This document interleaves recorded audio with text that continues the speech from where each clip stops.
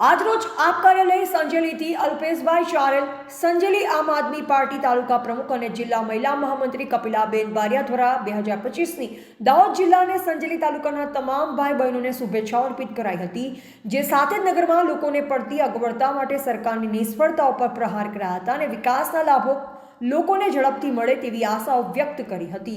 મિત્રો 2024 વિદાય લઈ રહ્યું છે અને 2025 નો પ્રારંભ થઈ રહ્યો છે. તો આ નવા વર્ષના 2025 ના સૌને જોહર, અભિનંદન. આગામી આપણું જે વર્ષ આરોગ્યમય રહે, તંદુરસ્ત રહે, સુખમય રહે એવી શુભકામનાઓ પાઠવું છું. સાથે સાથે શુભકામનાઓ પાઠવતા મન દુઃખ પણ થાય છે. અગાઉના વર્ષોમાં 2021-22 ની વાત કરીએ તો અત્યાર સુધીમાં 25 જેટલા પેપર લીક થયા, જેમાં આપણા ભાવિ યુવાનોનું ભાવિ રજોડ્યું છે. હક અધિકાર માટે યુવાનોને રોડ રસ્તા પર આવવા પડ્યું છે, એ પણ આપણે યાદ રાખવાનું છે.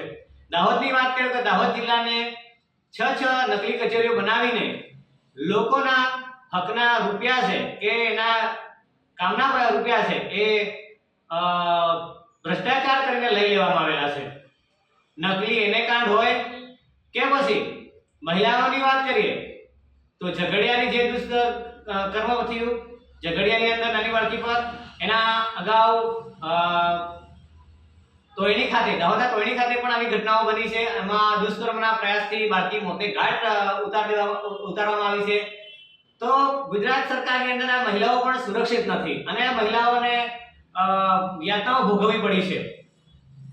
સાથે સાથે આપણે વાત કરીએ ભ્રષ્ટાચારની, રોડ રસ્તાની હોય કે પછી દાહોદની અંદર જે ભરમાર ચાલે છે, નકલી દૂધ હોય, છાશ હોય, પનીર હોય, નકલી પીએસઆઈ હોય, પોલીસ કોન્સ્ટેબલ હોય, નકલી સ્કૂલ હોય, નકલી જજ હોય, આવી જે ઇતિહાસની અંદર જે નોંધ થવા જઈ રહી છે એવી ભરમારની અંદર આપણે પણ ભૂલી જવાનું નથી કે આપણા ગયા વર્ષોની અંદર આપણે કેટલી યાતનાઓ ભોગવી છે. તો આ મારી સંજેલી તાલુકાને, દાહોદ જિલ્લાને, ગુજરાત રાજ્યને, સમગ્ર દેશવાસીઓને શુભકામનાઓ તો પાઠવું છું, પણ સાથે સાથે દુઃખ સાથે શુભકામનાઓ પાઠવું છું. કેમ કે આગામી દિવસોની અંદર અમે આમ આદમી પાર્ટી સંજેલી અને પૂરી દાહોદ જિલ્લા ટીમ આરોગ્યની વાત હોય, રોડ રસ્તાની વાત હોય કે પછી કોઈ ભ્રષ્ટાચારની વાત હોય તો અમે આમ આદમી પાર્ટી દાહોદ બહુ સક્ષમતાથી આ ભ્રષ્ટાચાર સામે અને ભાજપની ભ્રષ્ટ નીતિ સામે લડવાના છીએ અને લોકોને ન્યાય અપાવવાના છીએ. ઇન્કલાબ જિંદાબાદ, જય જોહાર. રિપોર્ટર વિજય ચરપોટ, સંજેલી.